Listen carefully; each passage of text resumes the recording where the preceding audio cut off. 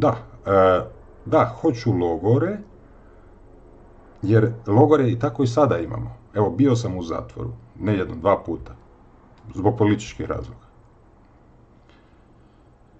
Što su zatvori? Pa zatvori su logori. Zatvori su logori, radni logori. Samo što ja nisam licemjeran, pa da to kažem da su to zatvori, logori, odnosno da su to zatvori, da su to ustanove za rehabilitaciju. Bla, bla, bla, bla, gdje rehabilitacije nikakve nema. Gdje samo zatvornici, ako dođe neko mlađi, svježi kriminalac, tamo će naći na stare i samo će se povezati i kad iziđe van samo idu u nove poslove, dođe ne znam, evo da primjere banala, to stvarno se tako događa u zatvorima. Znači dođe neki klinac, neki mladić koji je neku trafiku opljačkao, pa onda tamo nađe nekog drugog iskusnog koji radi s bankomatima ili koji, ne znam, krade kola, pa mu kaže što pljačkaš te trafike, to ti je sitno, ja ću ti ovdje pokazati, ovo je bolja lova, i tako dalje, eto. I onda tako to ide. To su zatvori. To su zatvori. I tako se, znači tu nema praktički rehabilitacije, praktički minimalna. Nikako, znači statistička greška, rehabilitacija jednaka tome kao što neko bi i na slobodi sam od sebe se pokajao i rekao, eto više neću ići tim putem kriminala i tako dalje. Znači potpuno nema ničega. I u tim zatvorima, kada zatvorenik dobije neku kaznu, onda ide na odsluženje u kaznionice, pa onda tamo dobije mogućnost da radi, bilo, ne znam, u stolariji, bilo na poljima, obrađuje zemlju, ne znam, ovo, ono.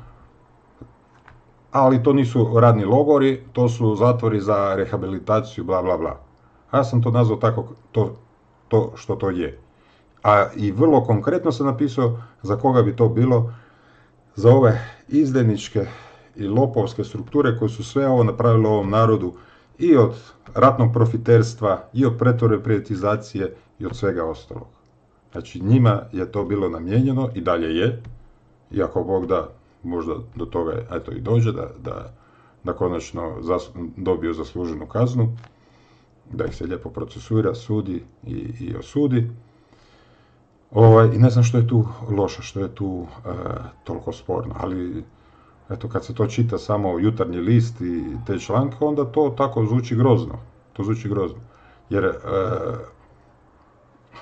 najveća zemlja sa najvećim brojem logoraša koje se nemilosrdno eksploatiraju su Sjedinjene Američke Države sa svojim logorima. To je ta javno-privatno partnerstvo koje se u Hrvatskoj vodi, vrlo vjerojatno će da se ide tim putem i Bosna i Hercegovina ići to gdje su onda ti privatni zatvori, tu cijeli jedan biznis, znači i onda se tu korumpira i pravosuđe i sve, i ti kad uđeš u taj žrvanj, jer ti dobiješ tu jeftinu radnu snagu koja je jeftinija čak i od kineske radne snage koja se nemilosrdno eksploatira po tim zatvorima. Užas je. A uvjeti u zatvorima su katastrofa i tako dalje. A neka neko uzme ono što sam ja pisao, i to je bilo prije nego što sam primio islam, puno prije. I to mi je baš drago što je to tako, puno prije nego što sam i bio u zatvoru, da ne bi neko rekao, a on je sad bio u zatvoru, pa sada želi sebi s tim zatvorskim iskustvom, naknadnom pameću želi nešto popraviti. Ne, evo, baš je ispalo tako da ono što sam pisao kako bi trebali biti ti zatvorski uvjeti i sve skupa, sada s ovim odmakom i kad sam primio islam i kad sam proučio i šerijat i sve te stvari, koliko sam mogao proučiti, uvijek se može još nešto novoga naučiti, naravno,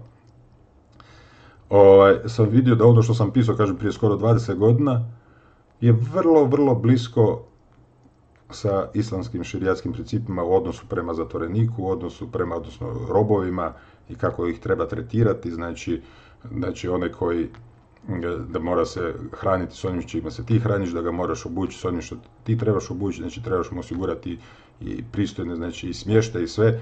To sam ja pisao prije 20 godina upravo na tom tragu. I to su ti užasni radni logori, jer sam baš pisao, znači ako je taj neki ratni profiter koji je osuđen zbog toga što je za vrijeme rata zarađivao na uvozu oružja umjesto dok su ljudi ginuli i tako dalje, ako on dobio sad, ne znam, 20 godina ili svejedno, u tom radnom logoru, znači 20 godina da radne neke kazne, onda on dobio tu radnu kaznu. On nije dobio kaznu da živi u, ne znam, u vlažnoj, prljavoj, zatvorskoj sobi i da se razboli, da ne znam, da se razboli. Znači on tu kaznu nije dobio, nego je dobio kaznu takvu i takvu. I onda mu se mora osigurati i prehrana dostojanstvena, zdrava, dovoljna, i smještaj da je suh, da je čisto, da je sve najispravnije što treba biti, da on može odraditi tu svoju kaznu. Jer ako ćemo drugačije, onda drugačije. Ako će biti kazna, neko se proglasi krivim za ratno profiterstvo, opet taj isti primjer, i onda se kažnjava boravkom u vlažnoj, tamnoj sobi i tako dalje, da se namjerno razboli. Ako je to formalna kazna, onda će to biti formalna kazna. Ali, mislim, naravno da ne bi to tako trebalo biti.